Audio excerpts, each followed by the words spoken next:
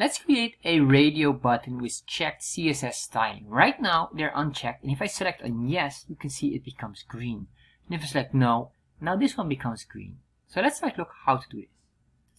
So to add a color to a radio button, first thing what you're going to do is create a radio button, or at least a group radio button. So what I'm going to say here is, or I'm going to put in here form, and within the form, what we're going to do is the label.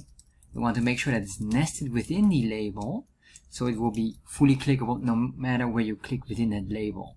And then what we want to say here, the input, and then the input type will be a radio button. And then we can say here the name, and the name will be the radio group.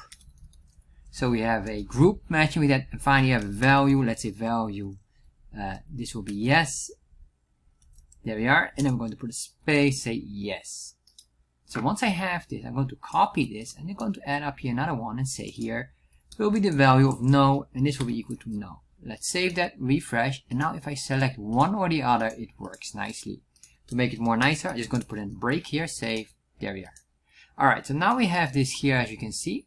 So what I want to do now is I want to make it selected, so I'm going to say here one will be checked, save, refresh. So by default, yes is checked, but what I want to do as well is give it a special color if it is checked.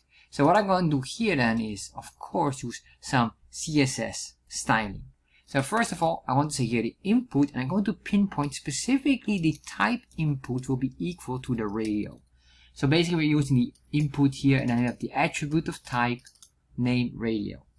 So once I did this, the next thing what I want to do is put an after here. And the reason why is this is a built-in item. So what I really want is to put a item or a design on top of it that will respond to it.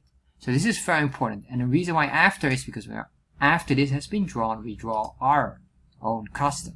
So for this, the width is about 15 pixels because this circle is about 15 pixels as well. So height 15 pixels. Then what we're going to say here, border radius, I guess we can just say this here, just circle, so we say here 15 pixels as well. So once I save this, refresh, alright, so nothing happens yet, and the reason why is we still need to have here a proper position. So I'm going to say here position 2 pixels, and in here the left side will be 1 pixel, and I'm going to select this on purpose. Later I'm going to fine tune it. So once I did this, I'm going to say here the position is relative. And then what I want to do here is give it a background color. So we say here the background color, we can be more specific here. I'll make it gray, and the reason why gray is because here we're not yet selected anything. We always say is we're going to create these items. So if I refresh here, nothing happens yet. We have to still do some additional. Next, of course, you have the content. This is required to have.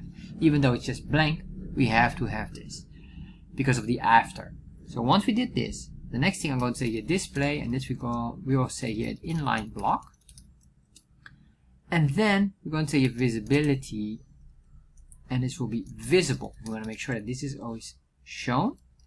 I'm going to say here border, and the border will be 2 pixels solid. Let's give it white to hide anything else that's bigger. Alright, as you can see here, we have this white pixel here. Maybe we could even do 0.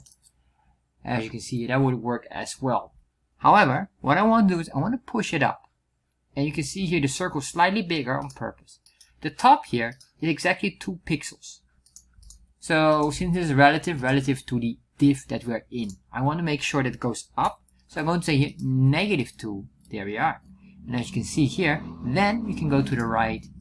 Let's do here left -1, meaning I'm going more, not to the right, sorry, my bad. More to the left, and there we are. So what we could do here, maybe 1 pixel, that will be fine as well, be exactly in the center.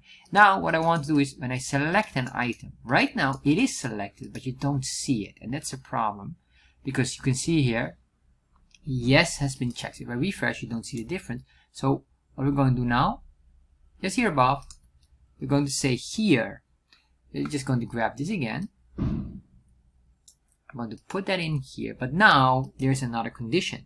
We're going to say if it's checked and after, in that case I want to do something else.